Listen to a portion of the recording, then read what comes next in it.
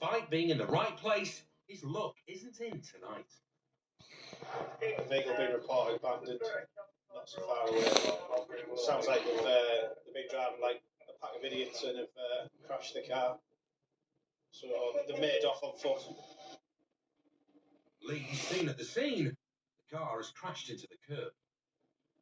Yeah, just put that out. And it's also on fire, which Lee swiftly deals with.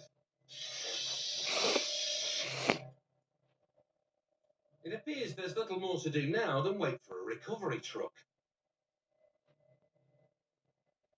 Until Lee's colleague is told the two men have run from the car into a nearby street. Stand by. While his colleague goes one way, Lee takes a different road to block off a possible escape route. And as he heads down an alleyway near to where the men were seen, he runs past not two suspects, but a large garden gnome, which has been left by the side of the path. Round the corner, his colleagues have stopped two men. It's a bit known there. Someone's seen you getting out of that car, that gnome. Right? You're seeing the gnomes there. Witness has seen you get out of that car carrying that. What have you done? Both men seem the worse for wear. What's all this here?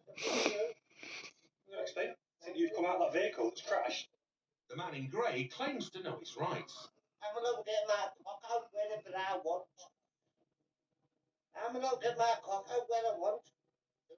But whatever he thinks he can get out, he doesn't want to get into the police van. Shit out my face.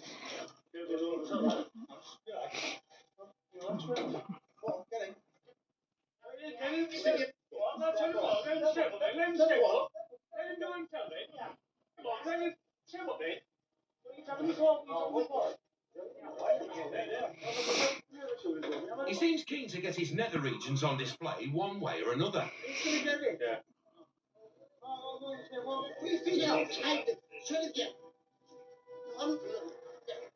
Right, he's in. Even with his mate locked up, the other suspected thief keeps on complaining. Relax. Yeah, well, we'll go with it. Relax. Yeah, we'll go with it. Move your hand. I'm not going to run off, am I? I haven't heard of it. Well, I'm not going to run off. He's on. He's not around your legs, are he? No, he mate. I'm not letting go, so shut it. Lee now has a clearer idea of what's happened. A member of the public walked over, told my colleague, Bixie Woodland, that these two lads that came from that vehicle were both very, very drunk, which explains why the car is in its current position.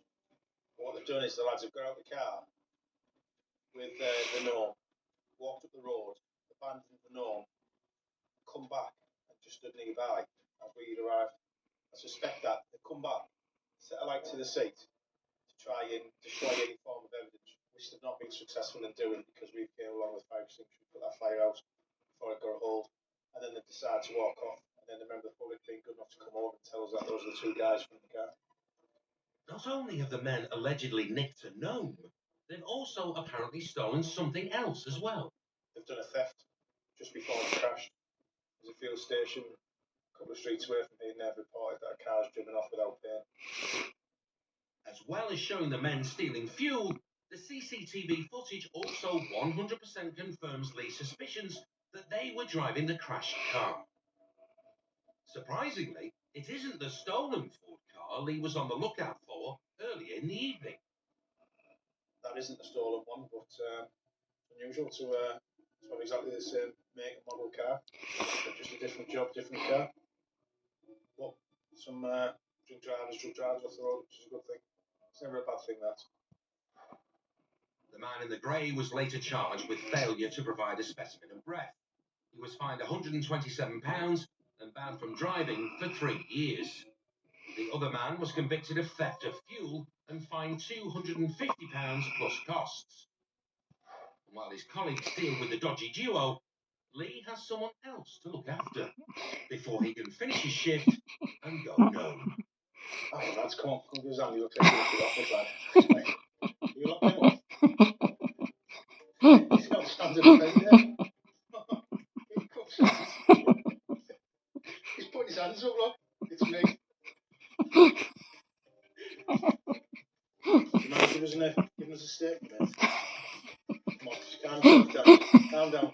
Martin, make a witness statement, yeah? Got somebody to talk to now. You can't be little Jack, innit?